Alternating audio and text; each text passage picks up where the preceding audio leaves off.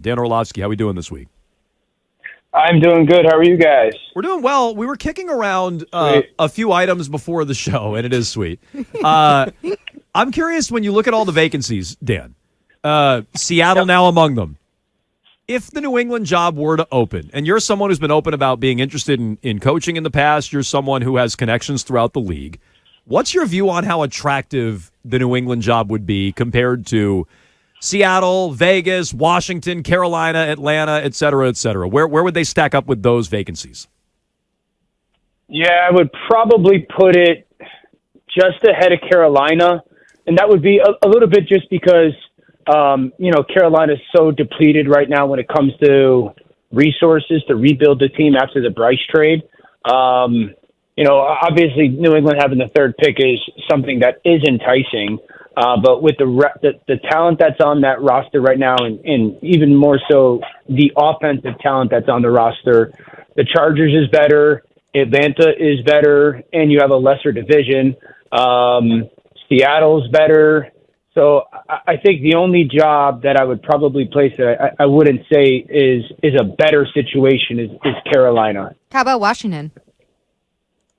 Washington's just so intriguing because obviously the second pick of the NFL draft, so you're guaranteed one of those two quarterbacks.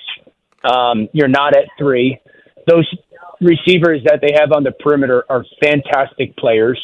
Defensively, they're going to have to rebuild some of their stuff. And with new ownership, I would imagine that new ownership wants to go in and kind of redo everything attached to that organization. Stadium, name, brand. So you're going to get obviously New England is well established in that regard, but I think you could kind of put your own fingerprints on that stuff.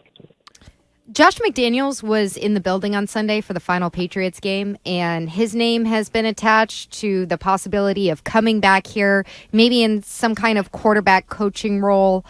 Do you think that is a good move regardless of whoever is the head coach here or the GM here? Would he be a good addition in a way to bring back if you are bringing in a rookie quarterback? Yeah, Josh is a really good offensive mind. So anytime you have good offensive minds around any quarterback, let alone a young one, is meaningful. So, indifferent of who the head coach is, if Josh has an interest of being there and you have another set of eyes, whether he's in a coordinator role or a quarterback coach role, like Josh, whatever you want to say about Josh McDaniels and his success as a head coach, like he's a very smart offensive football mind, obviously a smart quarterback-centric offensive mind. So there's always positive having those guys around. Dan, the Seattle Seahawks letting go, well, not letting go, he's still there, I guess, with Pete Carroll, not the head coach anymore. For a long time, we've heard that Kraft's trying to come up with an elegant solution for Bill Belichick. Did Seattle maybe just give him a hint towards one? Yeah, to be able to continue to be a part of the organization, but maybe, have some different form of an everyday leadership is what sounds like Seattle has decided to do. Here's the thing. It would have to be because Coach Belichick, or he would have to be willing to not want to coach anymore. It doesn't sound like that. When you hear him after the game, and again, like the tape is what the tape is. The defense played really good football for most of their games. You hear him after the game say, I put everything I could into getting ready for this week. It sounds like he wants the opportunity to continue to coach. I also don't know how many organizations would have,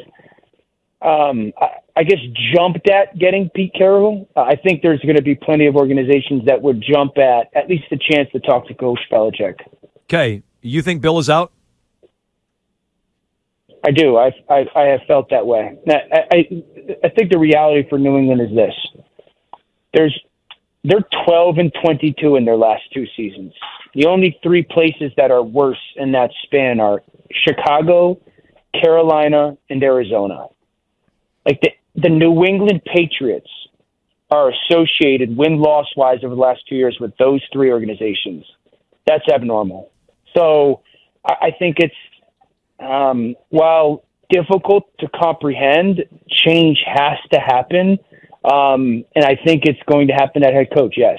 So who's replacing him? You buying the Vrabel linkage? I mean, it makes sense. They're not going to be the only people interested in Mike Vrabel. I know that.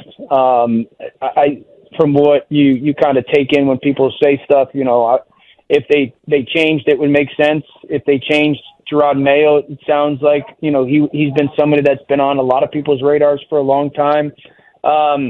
Mina Khan's made this point on live yesterday. Like, it's a really deep pool of pretty successful coaches if they move on from Coach Belichick. Vrabel, obviously, being at the forefront. Jim Harbaugh, potentially being in that conversation. Ben Johnson, the offensive coordinator for the Lions. So it's a really accomplished group if they decide to move on, and they'll have, obviously, a pretty high decision. And I think who that person is going to depend on what they want to do at 3 in part, You might get a coach that says, who knows, like Ben Jones might sit there and go, oh my gosh, I love Mac Jones.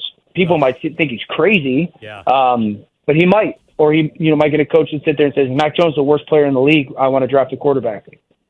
When we see names like Pete Carroll, and sounds like he may stay with the Seahawks, but if he decides he wants to go out there and coach somewhere else, and Bill Belichick is cut loose and goes to coach somewhere else, when we have these big names now that are going to be on the market, do you think it lessens the possibility that somebody like Ben Johnson or Frank Smith or Slowick, some of these really highly regarded offensive coordinators, that they would jump to a head coaching job simply because there's experienced head coaches out on the market? No, I don't think Coach Carroll's leaving Seattle. I really don't. I think that, you only get so many opportunities to go be a head coach in the NFL, not only for that opportunity, but also for the financial ramifications of it. So I think a lot of these coordinators, are you asking that question in relation to the individual coordinator or teams? I guess just the availability, like you were talking about how deep it's going to be in terms of the number of coaches that will be available for these vacancies. I'm wondering if it starts to look like somebody like Ben Johnson, who's really been such a hot name, starts to fall down the chart in terms of, desirable candidates because of his lack of experience. No, I mean, we could speak truth about situations as well. Like, you got to know what you're getting yourself into. When you hire Jim Harbaugh, if he decides to go to the NFL, his track record says that, like, on an everyday basis, it could wear on you. That's part of the reason why he ended up leaving San Francisco. If you talk about Mike Vrabel, one of the reports, or some of the reports coming out of Tennessee was, that his bluntness on an everyday basis was a little bit overwhelming for people. So maybe you, as an organization, or a general manager or owners, doesn't want to deal with that. You still might think he's a great coach, but you don't want to have to deal with that on a day-to-day basis. Obviously, Coach Belichick is well-renowned for how he goes about his day-to-day, process and preparation. You, as an organization, may be like, nope, I don't want that. I want something newer or fresher or younger. So I think that just because there's a deep pool doesn't mean that you might think lesser of another option. Dan, are there any playoff teams that you think may be looking for a new coach if they get knocked out? I guess you could say I think it's unbelievably unlikely, but if Mike McCarthy and the Cowboys just stink the joint up this weekend, or he has another in-game situational clock management gaffe, you could sit there and see it. 3 straight years of 12-win seasons is tough to overlook. And then also, what's going on with Philadelphia, again, I don't think it's likely that they decide to do something with Nick Sirianni, but if they go down to Tampa and lose, and they finish and play poorly, which they have, and lose 6 out of 7, and I don't think you can sit there and say, let's go into 2024 as is. So it may not be a Sirianni thing, as maybe some coordinators, but I think those are two of the likeliest. Not McDermott? No, Buffalo's the number 2 seed. No, I know, but I'm saying if they lose, if they have a bad loss, you think he's safe? Oh yeah, with what he's gone through this year with injuries and whatnot. Yeah. Okay, McDermott's safe. Keep an eye on Sirianni. Keep an eye on McCarthy, also the 2 seed in the NFC. Dan Orlovsky, we appreciate the time. Thanks so much. We'll talk to you next week. Thanks, guys. All right, Dan Orlovsky joins us on the Harbor One Hotline.